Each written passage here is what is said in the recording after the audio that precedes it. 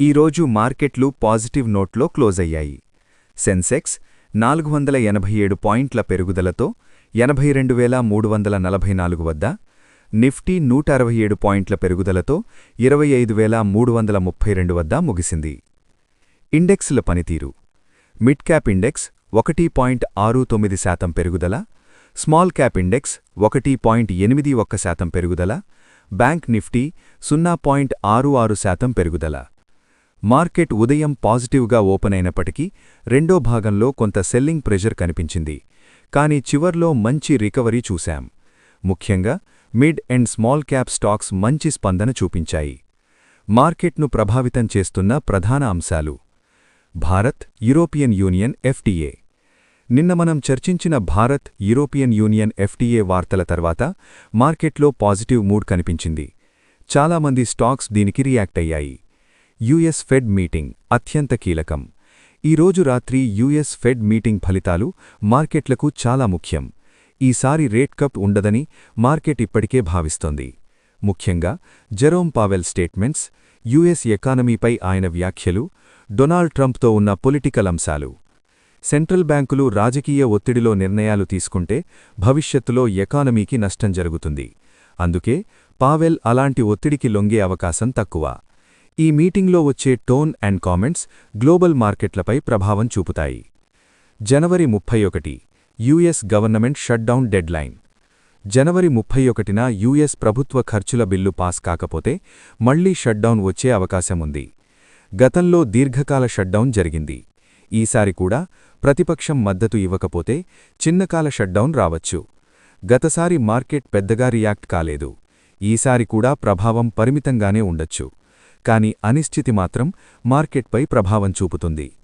ముందున్న కీలక ఈవెంట్స్: తదుపరి 10 రోజులు: 1 కేంద్ర బడ్జెట్ ఆదివారం, 2 ఆర్బీఐ పాలసీ మీటింగ్ ఫిబ్రవరి, 4 యుఎస్ ఫెడ్ ఫలితాలు, 4 యుఎస్ షట్డౌన్ పరిణామాలు.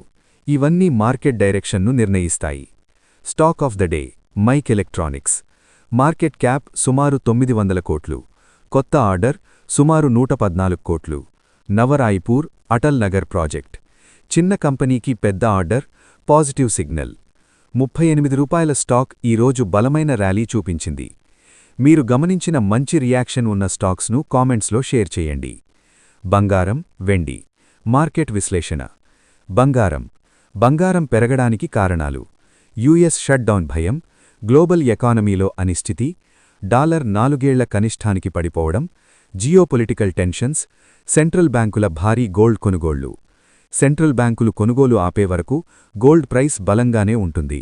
వెండి. గత 1 సంవత్సరంలో వెండి బంగారంతో పోలిస్తే ఎక్కువగా పెరిగింది. సిటీ గ్రూప్ అంచనా ప్రస్తుతం డాలర్ 113 వద్ద ఉంది. 3 నెలల్లో డాలర్ 150, సుమారు 40% పెరుగుదల. కారణాలు: చైనా నుంచి బలమైన demand, industrial demand and supply gap. కానీ ముఖ్యమైన రిస్క్: వెండి ధరలు చాలా వోలటైల్. గతంలో కూడా భారీగా పెరిగి అదే వేగంతో పడిపోయాయి. గోల్డ్లో సాధారణంగా టైం కరెక్షన్, వెండిలో ప్రైస్ కరెక్షన్ చాలా షార్ప్గా ఉంటుంది. సైకిల్ అర్థం చేసుకుని రిస్క్ తీసుకోగలిగే ఇన్వెస్టర్లు మాత్రమే వెండిని పరిగణనలోకి తీసుకోవాలి. ఇతర ముఖ్యమైన స్టాక్ అప్డేట్స్: హిందుస్థాన్ కాపర్. కొత్త కాపర్ మైన్లో ప్రిఫర్డ్ బిడ్డర్. కాపర్ ధరలు పెరగడం వల్ల stock positive. Passenger vehicle OEMs negative news. South Africa, Bharat మరియు చైనా కార్లపై 50% టారిఫ్ ప్రతిపాదన. ప్రభావం: Maruti, Mahindra and Mahindra. Hindalco. Aditya Birla group $6 billion పెట్టుబడి. అల్యూమినియం మరియు కాపర్ సామర్థ్య విస్తరణ. Stock positive. L and T. Saudi Arabia Riyadh metro extension. Contract విలువ 5,000 నుండి 10,000 కోట్ల రూపాయలు. ఆర్డర్ బుక్ మరింత బలోపేతమవుతుంది. హిందుస్థాన్ జింక్. వెండి ధరలు పెరిగినా వేదాంత ఓఎఫ్ఎస్ ద్వారా 1.59% స్టేక్ విక్రయం. అందుకే స్టాక్పై ఒత్తిడి. సుజ్లాన్ ఎనర్జీ. ఆర్సెలర్ మెట్టల్ నుండి 248.5 megawatt wind order. Positive development. RVNL. South central railway tender. విలువ 242 కోట్ల రూపాయలు. ONGC Reliance. కేజీ బేసిన్ మరియు అండమాన్ ప్రాజెక్ట్స్లో సహకారం, వేగవంతమైన ఎగ్జిక్యూషన్ మరియు ఖర్చు తగ్గింపు. గ్రాఫైట్ ఇండియా ఈవీ బ్యాటరీల కోసం సింథటిక్ గ్రాఫైట్ యానోడ్ మెటీరియల్స్, పెట్టుబడి 4,330 కోట్ల రూపాయలు. Long term positive. ఫలితాలు త్రైమాసికం హైలైట్స్. బికాజీ ఫుడ్స్ రెవెన్యూ 10.7% పెరిగింది, ఎబిట్టా 77% పెరిగింది, ప్యాట్ 122% పెరిగింది, మార్జిన్లు మెరుగుపడ్డాయి. టీవీఎస్ మోటార్స్ రెవెన్యూ 37% పెరిగింది, ఎబిట్టా 51% పెరిగింది, ప్యాట్ మంచి వృద్ధి. మ్యారికో స్థిరమైన వృద్ధి, ప్యాట్ 460 కోట్ల రూపాయలు.